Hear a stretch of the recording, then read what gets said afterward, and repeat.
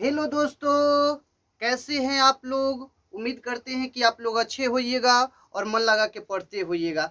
चलिए आज हम लोग क्या करेंगे, इतिहास के फर्स्ट चैप्टर के लघुत्तरीय क्वेश्चन 3 नंबर देखेंगे। यूरोप में राष्ट्रवाद फैलाने में नेपोलियन बोनापार्ट किस तरह सहायक हुआ। देखिए ये क्वेश्चन नंबर यूरोप में राष्ट्रवाद के लघुत्तरीय प्रश्न के क्वेश्चन नंबर 3 है।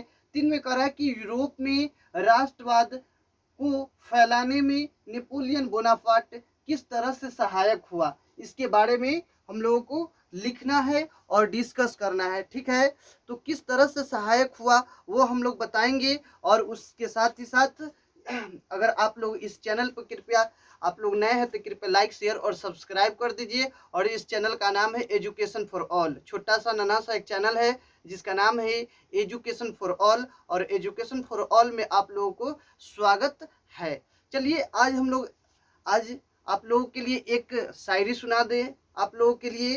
देखिए यहाँ पे लिखा हुआ है।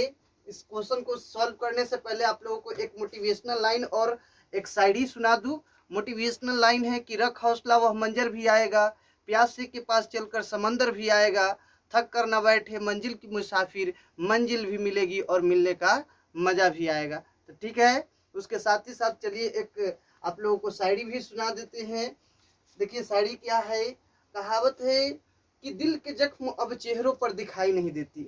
दिल का जो जख्म है वो अब चेहरों पर दिखाई नहीं देती। दिल की जख्म अब चेहरों पर दिखाई नहीं देगी। और एक तुझ से बनाने के लिए, एक तुझ से बनाने के लिए मतलब एक उससे बनाने के लिए या एक तुझ से बनाने के लिए सबसे झगड़े मोल ली है। क्या है, एक तुझ से बनाने के लिए सबसे झगड़े मोल ली है। अब तो मेरे पक्ष में कोई गवाही भी नहीं देगी, कोई गवाही भी नहीं देगी। तो दिल के जख्म अब चेहरों पर दिखाई नहीं देगी, तुझसे एक बनाने के लिए सभी से झगड़े मोल लिए हैं। अब तो मेरे पक्ष में कोई गवाही भी नहीं देगी। चलिए इसी शायरी के साथ हम लोग चलते हैं नेक्स्ट क्वेश्चन और इस क्वेश्चन को सॉल्व करने का प्रयास करेंगे। ठीक है, तो देखिए ये क्वेश्चन है कि यूरोप में राष्ट्रवाद फैलाने में किस तरह से नेपोलियन बोनापार्ट किस तरह से सहायक हुआ, इसके बारे में हम लोग जानेंगे। यूरोप में राष्ट्रवाद फैलाने में नेपोलियन बोनापार्ट किस तरह से सहायक हुआ उसके बारे में हम लोग जानेंगे।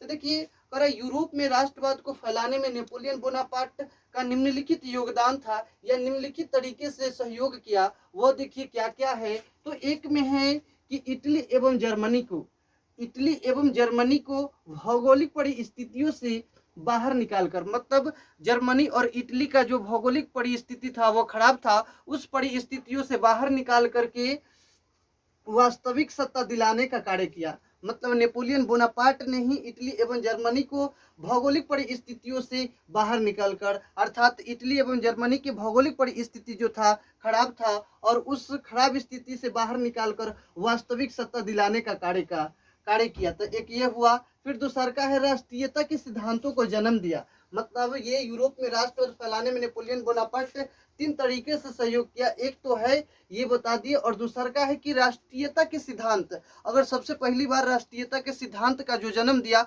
वो किसने दिया, तो नेपोलियन बोनापार्ट ने ही दिया था। किसने दिया था, नेपोलियन बोनापार्ट ने ही दिया। और 300 छोटे छोटे राज्यों को केवल 33 राज्यों में परिवर्तित कर दिया तथा 1806 ईस्वी में जर्मन राइन राज्य की स्थापना करके इस तरह से नेपोलियन बोनापार्ट ने यूरोप में राष्ट्रवाद को फैलाने का कार्य किया। क्या किया, कार्य किया। तो इस तरह से क्वेश्चन हम लोगों का हुआ, सॉल्व हो गया। क्वेश्चन था यूरोप में राष्ट्रवाद को फैलाने में नेपोलियन बोनापार्ट किस तरह से सहायक हुआ। और उसी के साथ एक मोटिवेशनल लाइन देते हुए इस शायरी को हम बोल दिए हैं कि दिल के जख्म अब चेहरों पर दिखाई नहीं देगी, एक तुझ से बनाने के लिए सबसे झगड़े मूल्य है, अब तो मेरे पक्ष में कोई गवाही भी नहीं देगी, गवाही भी नहीं देगी। चलिए तो इस तरह से इस वीडियो को यहीं पे समाप्त करते हैं। फिर अगला क्वेश्चन है, क्वेश्चन नंबर 4 है और उस क्वेश्चन को सॉल्व करेंगे। और उस क्वेश्चन में कहा गया है कि गैरीबाल्डी के पेशे को चर्चा करें, या गैरीबाल्डी पेशे में क्या थे उसके बारे में चर्चा करना है। तो इसके बाद हम लोग नेक्स्ट वीडियो में देखेंगे। Thank you all of you my dear student.